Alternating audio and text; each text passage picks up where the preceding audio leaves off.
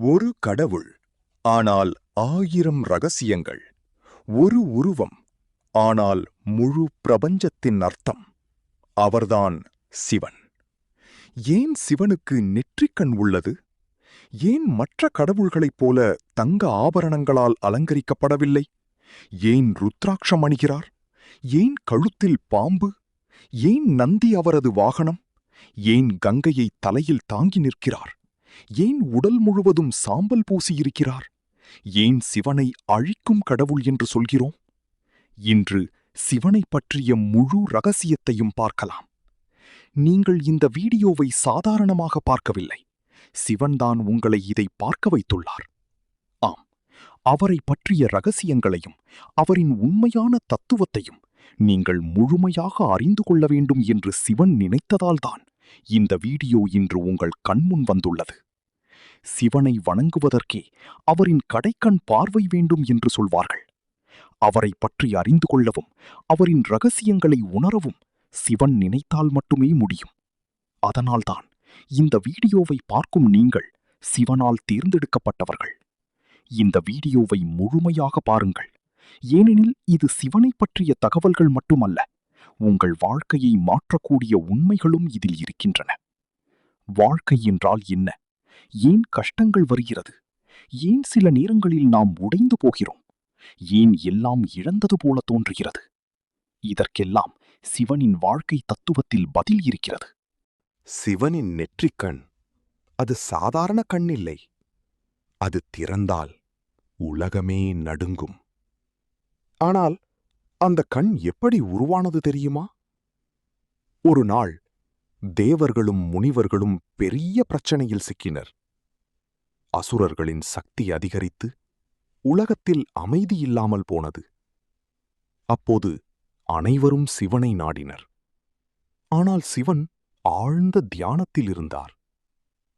அவரின் தியானத்தை கடைக்க காதல் தேவனான மன்மதன் அனுப்பப்பட்டார். மன்மதன் தனது மலர் அம்பை எடுத்து சிவனை நோக்கி எய்தான். அந்த நொடி சிவனின் தியானம் கலைந்தது. கோபமடைந்த சிவன் தனது நெற்றியிலிருந்து ஒரு தீப்பொறியை வெளிப்படுத்தினார்.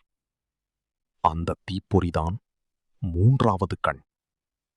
அது திறந்த அதனால்தான் அந்த கண் திறக்கும்போது பொய்கள் அழியும், அகம்பாவம் எரியும், அறிவு பிறக்கும். மன்மதன் எரிந்ததற்கான உண்மையான அர்த்தமும் அதுதான். ஆசை, மோகம், அகம்பாவம் இவையெல்லாம் மனிதனை கட்டுப்படுத்தும். அதை அழித்து மனதை தூய்மைப்படுத்தும் சக்திதான் சிவனின் நெற்றிக்கண். உண்மையை உணர்த்தும் ஆதிசக்தி என்றும் அழைக்கப்படுகிறார். இன்று கூட பக்தர்கள் நம்புவது ஒன்று: சிவனின் கடைக்கண் பார்வை கிடைத்தால் வாழ்க்கையில் இருக்கும் இருள் விலகும், தவறான பாதைகள் மறையும், உள்ளத்தில் ஒரு புதிய ஒளி பிறக்கும். ஆனால் அதே சிவனை ஏன் அழிக்கும் கடவுள் என்று சொல்கிறார்கள்? பலர் நினைப்பது போல சிவன் கோபத்தால் உலகை அழிப்பவர் அல்ல. அவர் அழிப்பது தீமையை, அகம்பாவத்தை, பொய்யை, அநியாயத்தை. புதிய ஒன்றை உருவாக்க பழையது அழிய வேண்டும். விதை மண்ணில் மறைந்தால்தான் மரம் உருவாகும். இருள் விலகினால்தான் ஒளி வரும். அதுபோல சிவனின் அழிவு ஒரு முடிவு இல்லை, ஒரு புதிய தொடக்கம். அதனால்தான் சிவனை அழிப்பவன் மட்டுமல்ல, புதிய வாழ்க்கையை உருவாக்கும் ஆதிசக்தி என்றும் சொல்கிறார்கள். சிவன் சொல்லும் வாழ்க்கை தத்துவம் ஒன்று: தவறானதை அழிக்க பயப்படாதே, அப்போதுதான் நல்ல வாழ்க்கை உருவாகும். பழைய காயங்கள், பழைய பயங்கள், பழைய தோல்விகள் இவற்றை மனதிலிருந்து அழித்தால்தான் ஒரு புதிய வாழ்க்கை தொடங்கும். சிவன் ஏன் ருத்ராட்சம் அணிகிறார் தெரியுமா? அது ஒரு சாதாரண மாலை இல்லை. அதற்குள் மறைந்திருப்பது சிவனின் கண்ணீரின் ரகசியம். புராணங்கள் சொல்வதன்படி ஒரு நாள் உலக மக்களின் துன்பங்களை பார்த்த சிவன் ஆழ்ந்த தியானத்தில் மூழ்கினார். அவரின் மனதில் இருந்தது ஒன்றே ஒன்று: இந்த உலகில் வாழும் உயிர்கள் எப்படி துன்பத்தில் இருந்து விடுபட வேண்டும். பல 1000 ஆண்டுகள் தியானம் முடிந்து சிவன் கண்களை திறந்தார். அப்போது அவரின் கண்களிலிருந்து சில கண்ணீர் துளிகள் பூமியில் விழுந்தன. அந்த கண்ணீர் துளிகள் விதையாக மாறி உருவானதுதான் ருத்ராட்சம்.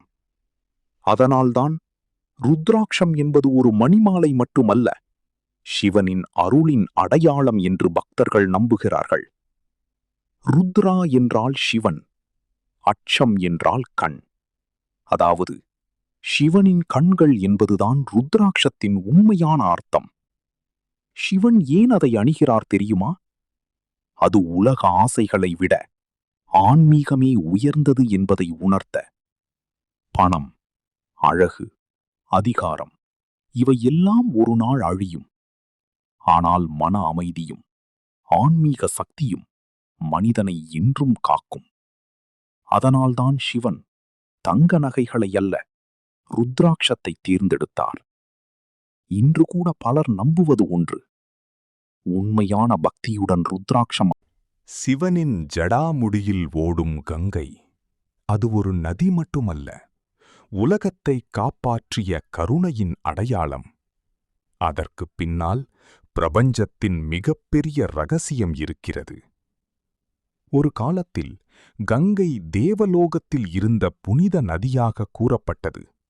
பூமியில் வாழும் மனிதர்களின் பாவங்களைப் போக்க கங்கையை பூமிக்கு கொண்டு வர வேண்டும் என்று பகீரதன் கடுமையாக தவம் செய்தார். அவரின் தவத்தால் மகிழ்ந்த கங்கை பூமிக்கு வர சம்மதித்தாள். ஆனால் ஒரு பிரச்சனை இருந்தது. கங்கை மிகப்பெரிய சக்தியுடன் பூமிக்கு வந்தால் அந்த வேகத்தை பூமி தாங்க முடியாது. முழு உலகமும் அழிந்து போயிருக்கும். அப்போது அனைவரும் சிவனை நாடினர். சிவன் அமைதியாக சிரித்து கங்கையை தனது ஜடாமுடியில் தாங்கிக் கொண்டார். அவளின் வேகத்தை அடக்கி மெதுவாக பூமிக்குள் அனுப்பினார். அதனால்தான் சிவனின் ஜடையில் கங்கை இருக்கிறது. இது ஒரு கதையாக மட்டும் இல்லை, ஒரு வாழ்க்கை தத்துவமும்.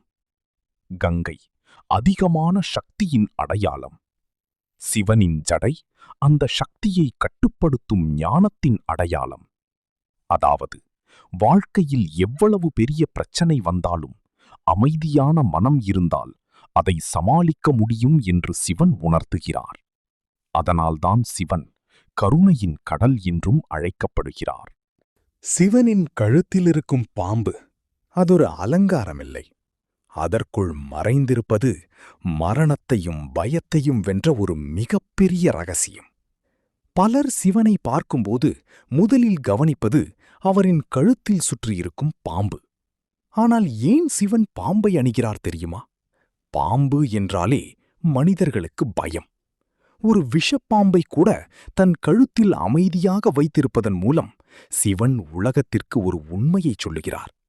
பயத்தை வென்றவன்தான் வாழ்க்கையை வெல்ல முடியும். பாம்பு காலத்தின் அடையாளமாகவும் சொல்லப்படுகிறது. ஏனெனில் பாம்பு தனது தோலை மாற்றிக்கொண்டு புதிய உருவம் எடுக்கும். அதுபோல மனிதனும் பழைய காயங்களையும் தவறுகளையும் பயங்களையும் விட்டுவிட்டு புதிய வாழ்க்கையை தொடங்க வேண்டும் என்று சிவன் உணர்த்துகிறார். சிவனின் கழுத்தில் இருக்கும் பாம்பு அவரின் கோபத்தை அல்ல, அவரின் கட்டுப்பாட்டை காட்டுகிறது. உலகம் எவ்வளவு விஷமாயிருந்தாலும் அதை தன் கட்டுப்பாட்டில் வைத்திருக்கும் சக்திதான் சிவன். அதனால்தான் பக்தர்கள் நம்புவது ஒன்று: சிவனை நம்பினால் பயம் விலகும், உள்ளத்தில் தைரியம் பிறக்கும். அதேபோல் சிவன் உடல் முழுவதும் பூசியிருக்கும் சாம்பலுக்கும் ஒரு ஆழமான ரகசியம் இருக்கிறது. ஏன் சிவன் சாம்பல் பூசுகிறார் தெரியுமா? சாம்பல் ஒரு முடிவின் அடையாளம். எவ்வளவு பெரிய மனிதனாக இருந்தாலும், எவ்வளவு செல்வம் சேர்த்தாலும் இறுதியில் அனைத்தும் சாம்பலாகிவிடும். அதை தினமும் உலகிற்கு நினைவூட்டுவதற்காகத்தான் சிவன் உங்களை இந்த வீடியோ வரை பார்க்க வைத்திருந்தால் அதற்கு பின்னால் கண்டிப்பாக ஒரு காரணம் இருக்கும். இந்த வீடியோவை ஸ்கிப் செய்யாமல் முழுசா பார்த்த நீங்கள் சிவனின் அருளால் தேர்ந்தெடுக்கப்பட்டவர்கள். இப்போ இந்த நொடியே மனதார ஓம் நம சிவாய என்று சொல்லுங்கள். சிவன் உங்கள் வாழ்க்கையில் இருக்கும் கஷ்டங்களையும் பயங்களையும் இருளையும் அகற்றி ஒரு புதிய ஒளியை கொண்டு வருவார்.